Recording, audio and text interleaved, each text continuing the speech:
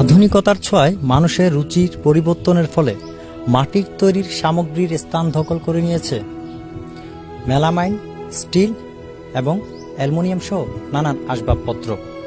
ফলে বিলুপ্তির পথে এখন ঐতিহ্যবাহী মৃৎশিল্প। তারা কেমন জীবন জীবিকা পার করছে, চলুন দেখে আসি।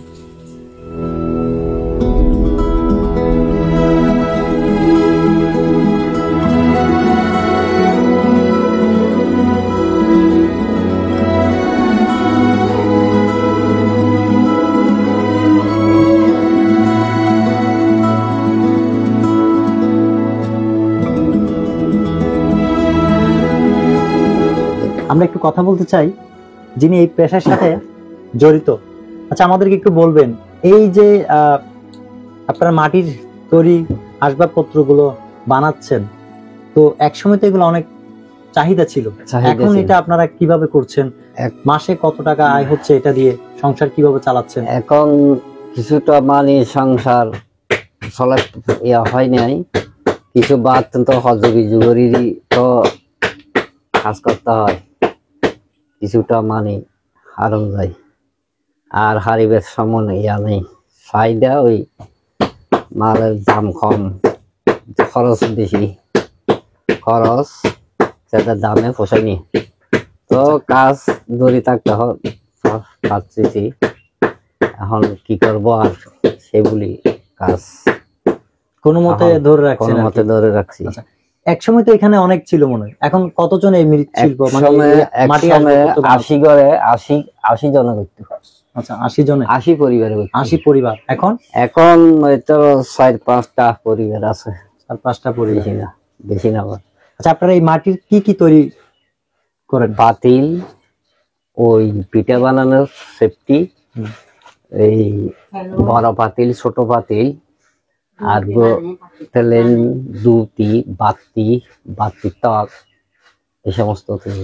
এগুলো আসলে কোন জায়গায় আপনারা দেন? এগুলো যেমন ওই পার্টি আছে, দোকানে দেয়, যা তুমি যা খবর লাগে তারা দোকান সদর হলে বেচে, বেচা ফুরাইলি আবার আরি লই যাই। আচ্ছা, আমরা দেখতে পাচ্ছি আপনি খুব সুন্দর করে কিন্তু বানাচ্ছেন। এটি আসলে এটি কিসের মাটি? এটা মাটি। এখানে কি কি মাটি দেওয়া হয়েছে? এখানে মাটি গোয়াটের মাটি বলে, বেশি নিচে তুমি লন করে। আর এই কোনো জায়গায় পাওয়া যায়, এক জায়গায় পাওয়া যায়, এক জায়গায় পাওয়া যায়। এবার সাথে আরো লাল ধরনের বালু মারি মিশেল মিক্স করে দিই, এগুলো তৈরি করতে হয়। আচ্ছা, যেহেতু মাটি দিয়ে এগুলো তৈরি করেন, তো এগুলো আবার শুকাতে হয়। হ্যাঁ, তো শুকাতে গেলে তো রোদ লাগে, তো রোদ যদি না থাকে তখন এগুলা কিভাবে করেন? এগুলো আর বন্ধ থাকবে, আর কাজ চলবে না, শুকাবো না, বানাতে পারবে না, বানায় রাখতেও পারবে না। ওইগুলো শুকিয়ে গেলে রোদের সাথে সাথে কাশিবে। যদি সকালবেলা বানাইতাম, যদি মাইয়ে ফলে আর শুকাই মানিয়ে করে দিতাম, মাইয়ে ফলে হাস করতো। এখন যত্ন উড়িবে আর কোনোরকম হয়নি। দর্শক, আপনারা দেখতে পাচ্ছেন এই যে মাটি দিয়ে তৈরি, এখানে একসময় কিন্তু এই মাটির তৈরির আসবাবপত্র খুবই চাহিদা ছিল, কিন্তু এখন সময়ের সাথে এই যে স্টিলের, প্লাস্টিক, অ্যালুমিনিয়ামের আসবাবপত্র হওয়ায় এই মাটির চাহিদা কিন্তু কমে গেছে। ফলে এখানে যারা মৃৎশিল্পরা রয়েছে তারা কিন্তু বংশগত অর্থাৎ পূর্বপুরুষরা করে আসছে, তাই তারা সেটি ধরে রেখেছে। এখনো পর্যন্ত তারা আসলে এই মাটির তৈরি আসবাবপত্র বানিয়ে স্বল্প টাকা আয় করে জীবন জীবিকা পার করছে।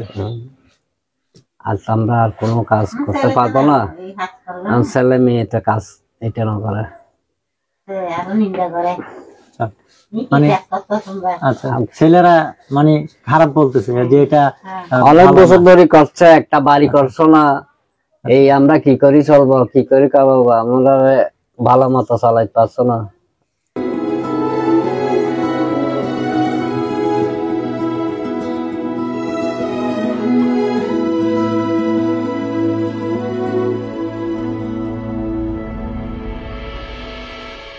মৃৎশিল্পের ঐতিহ্য বহুলাংশে আজ বিলুপ্ত।